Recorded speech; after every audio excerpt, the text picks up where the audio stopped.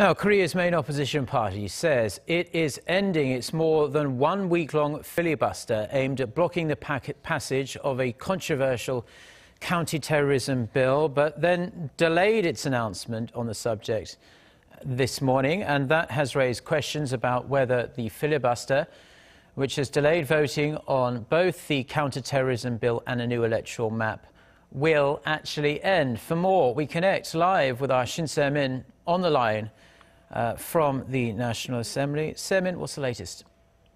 Yes, Mark, the party's floor leader, Lee Jong was supposed to make the announcement at a press conference at 9 a.m. this morning. But that plan, as you said, got postponed just minutes before it was scheduled to start.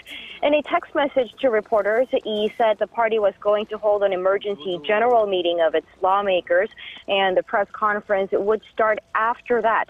But at this point, we don't know for sure when that will be. But there are some speculations that the meeting will be held at around 9 p.m. this evening, but nothing is certain at this point.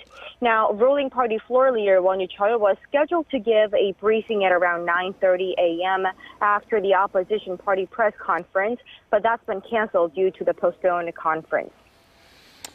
So, Se-min, I guess the question really is then, does this mean that the filibuster is still ongoing at the National Assembly? Yes, Mark, as we speak, lawmaker Im Soo-kyung of Minju Party is at the Assembly delivering her speech, becoming the 30th speaker since the filibuster began last Tuesday. But the marathon filibuster will eventually come to an end sometime today.